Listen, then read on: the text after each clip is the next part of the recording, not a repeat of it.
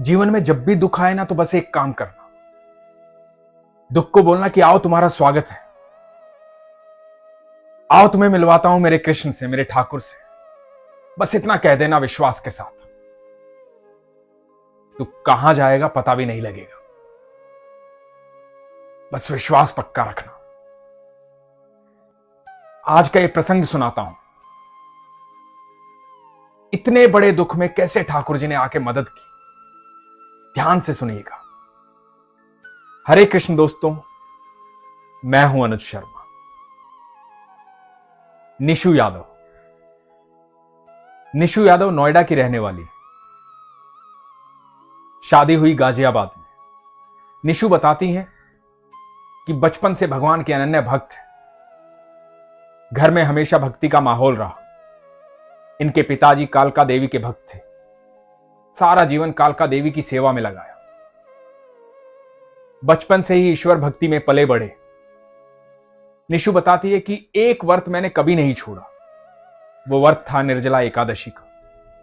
वृंदावन के बारे में सुनती थी पर कभी गई नहीं थी। मन बहुत करता था कि कभी वृंदावन जाऊंगी, कभी देखूंगी वृंदावन, कैसा है वृंदावन। बहुत बातें सुनी है वृंदावन के बारे में, लेकिन कभी मौका नहीं मिला वृंदावन जाने का। उसके बाद शादी हो गई। शादी होकर के निशु गाजियाबाद पहुंची। जिस परिवार में पहुंची, उस परिवार में कोई पूजा पाठ नहीं होता था।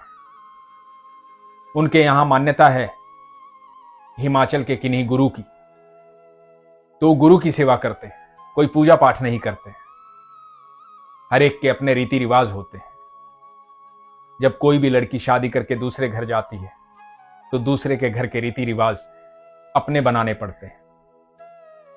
निशु बताती है कि मेरी भी पूजा पाठ छूट गए, लेकिन एक चीज नहीं छूटी, वो था निर्जला एकादशी का व्रत। वो मैं लगातार करती रही। कृष्ण मेरे मन में थे, बस पूजा नहीं करती थी। अचानक से 2022 में 22 मार्च को इनके पति घर आए और पति आकर के निशु को बोलते हैं कि तुम्हारा जन्मदिन आ रहा है 24 तारीख को, चलो तुम्हारे जन्मदिन के दिन तुम्हें प्रेम मंदिर दिखा कर लाता हूं, वृंदावन घुमा कर लाता हूं। निशु को विश्वास नहीं हुआ। निशु ने कहा कि क्या कहा आपने, दोबारा बोलो। तो पति ने कहा कि तुम्हारे जन्मदिन पर तुम्हें प्रेम मंदिर दिखा कर लाता हूं, वृंदावन घुमा कर लाता हूं, चलो। निशु की एक बेटी है और एक 10 साल का बेटा है। 3 साल की बिटिया है। दोनों पति पत्नी, बेटा बेटी 24 तारीख के दिन, 24 मार्च को, जिस दिन निशु का जन्मदिन था, वृंदावन के लिए घर से 2:30 बजे निकले। शाम को करीबन 6 बजे पहुंचे। 6 बजे प्रेम मंदिर गए। जब प्रेम मंदिर गए तो वहां की लाइटिंग के बारे में सुना था कि बहुत प्रकाश होता है, बहुत सुंदर मंदिर है, देश विदेश से लोग देखने आते हैं। मन में बहुत सारी कल्पनाएं थी वृंदावन को देखने की, प्रेम मंदिर को देखने की।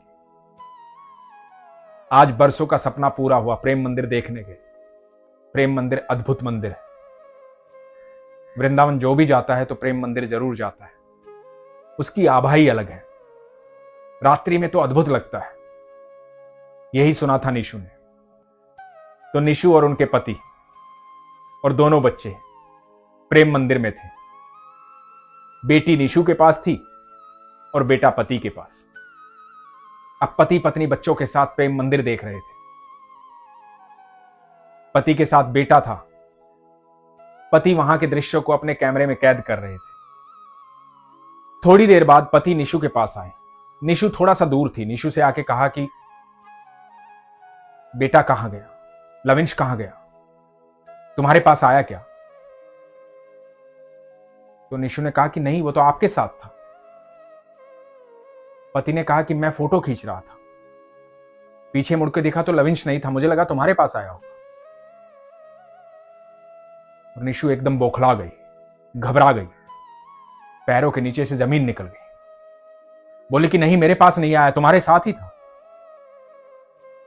दोनों पति पत्नी बौखला गए, घबरा गए, डर गए। अंधेरा हो गया था। दूर दूर तक कहीं बेटा दिखाई नहीं दे रहा था। मंदिर की लाइट बंद हो गई थी, प्रकाश बंद हो गया था, बहुत ज्यादा भीड़ थी, कहीं भी बेटा दिखाई नहीं दे रहा था।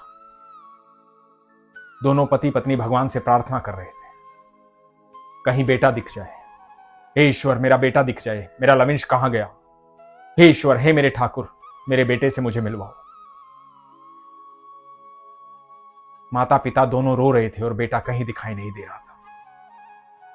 निशु बताती है कि मैं घबराई हुई इधर उधर देख रही थी, पति भी ढूंढ रहे थे, लेकिन कहीं लविंश दिखाई नहीं दे रहा था। मैं रो रही थी। अचानक से मुझे लगा कि मेरे दुपट्टे को कोई खींच रहा है। मैंने पीछे मुड़कर देखा तो एक 10 साल के बच्चे के पैर के नीचे मेरा दुपट्टा था। बच्चा मुझे देखकर बोलता है कि मैया क्या हुआ, क्यों घबराई हुई हो, मैं बार बार देख रहा हूं, इधर उधर भागती हो फिर इधर आ जाती हो, क्या हुआ। तो निशु ने बताया कि बेटा तुम्हारे जितना मेरा बेटा है कहीं गुम हो गया है, पता नहीं मेरा बेटा कहां चला गया, कहीं दिखाई नहीं दे रहा, उसके पापा के साथ था, मेरा बेटा गुम हो गया। और कहकर निशु रोने लगी। उस 10 साल के बच्चे ने कहा कि मैया रो मत, आओ मेरे साथ, आओ मेरे साथ चलो। और बच्चा निशु को गार्ड के पास ले गया। निशु बताती है कि मैं इतनी घबरा गई थी, इतनी बौखला गई थी, कोई व्यवस्था मेरी समझ में आ ही नहीं रही थी, कहां जाऊं, किससे पूछूं, क्या करूं क्या नहीं करूं। मन में यह भी नहीं आया कि अनाउंस करवा दूं या कहीं पे लोगों से बोलूं कि बेटा गुम हो गया, जोर जोर से चिल्लाऊं, किसी को बोलूं। बस ढूंढ रही थी, बौखलाई हुई थी, पति भी बौखलाए हुए थे, घबराए हुए थे। जब दुख आता है तो सबसे पहले दिमाग को खत्म करता है, दिल को खत्म करता है, एक अजीब सी घबराहट हो जाती है। यदि उस समय भी आपको ईश्वर याद रहते हैं तो आप यकीन मानना आप ईश्वर के सबसे करीब हैं। ईश्वर आपसे बेहद प्रेम करते हैं।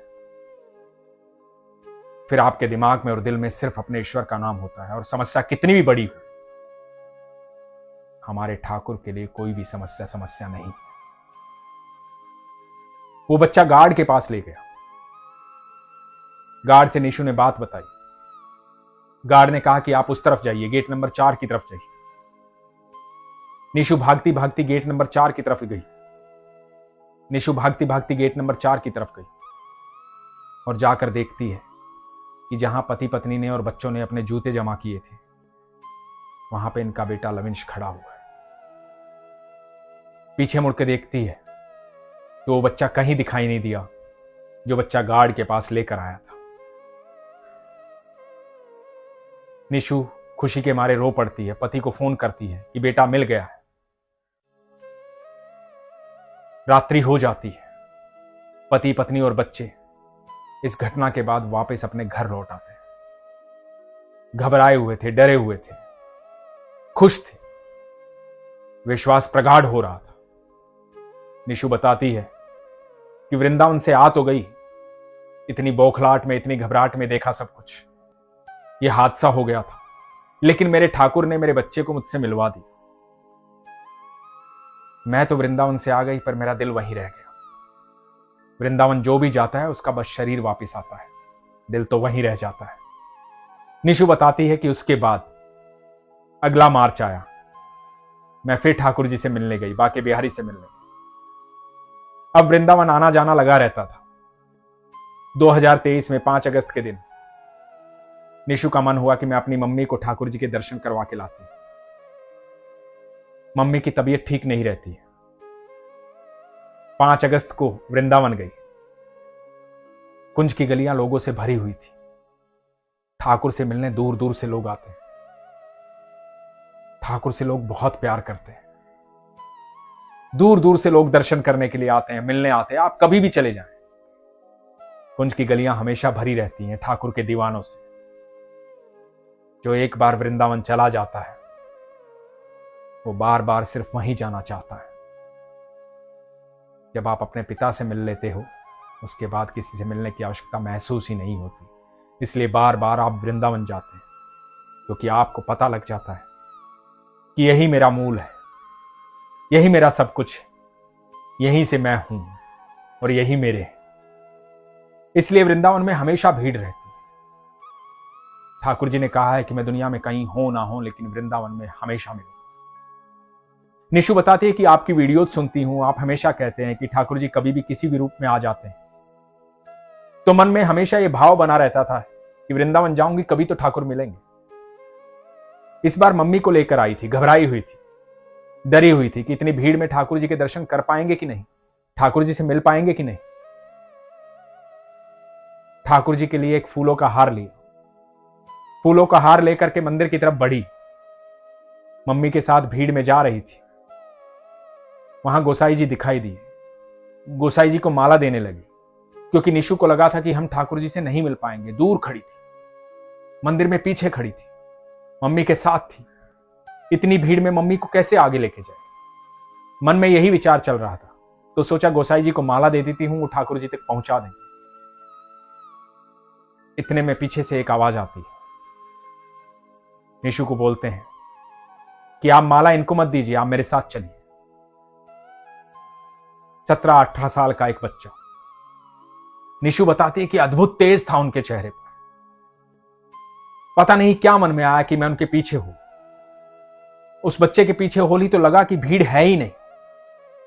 सारी भीड़ पता नहीं कहां गायब हो गई। कुछ दिखाई नहीं दे रहा था, कुछ समझ में नहीं आ रहा था। मैं और मम्मी पीछे पीछे चल दी और उस बच्चे ने ले जाकर के ठाकुर जी के सामने खड़ा कर दिया। इधर जैसे ही मैंने ठाकुर जी को देखा और पीछे मुड़कर उस बच्चे को देखा तो वो बच्चा दिखाई नहीं दिया। जब तक ठाकुर जी नहीं दिखे थे तो वो बच्चा दिखाई दे रहा था, और जब ठाकुर जी दिखाई दिए तो वो बच्चा दिखाई नहीं दिया। निशु ने उस बच्चे को खूब ढूंढा। बहुत तेज था उस बच्चे के चेहरे पर। निशु मन से चाहती थी कि मैं उसका धन्यवाद करूं। फिर निशु को वो बात याद आई कि ठाकुर जी किसी भी रूप में कभी भी मिल जाएंगे। निशु को महसूस होता है, निशु जानती है कि उस दिन ठाकुर जी ने ही ठाकुर जी के दर्शन करवाए थे, ठाकुर जी से मिलवाया था। नहीं तो मम्मी को ठाकुर जी के इतने पास नहीं ले जा पाती। निशु का विश्वास ठाकुर जी में प्रगाढ़ है। आज भी निर्जला एकादशी का व्रत रखती है। लोग कहते हैं ना, मेरे घर में ऐसा माहौल है, कोई पूजा नहीं करता, कोई भोग नहीं लगाना चाहता, कोई कुछ नहीं करना चाहता। ये तो आपके मन की बात है, आपके विश्वास की बात है। निशु बताती है कि मैं मार्च में दोबारा जब गई थी, वहां से लड्डू गोपाल ले आई, और जिस घर में कभी पूजा नहीं होती थी, आज वहां ठाकुर जी की आराधना होती है, ठाकुर जी का भोग लगता है, लड्डू गोपाल वहां रहते हैं। तो मैं आप सबसे कहता हूं, आप सिर्फ अपने विश्वास की बात कीजिए। आप अपने मन से आराधना कीजिए, मन से ठाकुर जी को याद कीजिए, माहौल चाहे कैसा भी हो। आप ठाकुर जी को निमंत्रण दे के देखिए। जब ठाकुर जी आएंगे तो सारा माहौल बदल जाएगा, क्योंकि वो सृष्टि के मालिक हैं, अनंत ब्रह्मांड के परमेश्वर हैं, सर्वेश्वर, हम सब के पिता हैं। जब तक कोई पिता से नहीं मिलता तभी तक उनको नहीं जानता। जिस दिन मिल लेते हो उस दिन पिता को छोड़ने का मन नहीं करता। ठाकुर जी हम सब के पिता हैं। इसलिए हमेशा कहता हूं, अपने विश्वास को मजबूत रखिए, अपना ख्याल रखिए। हरे कृष्ण।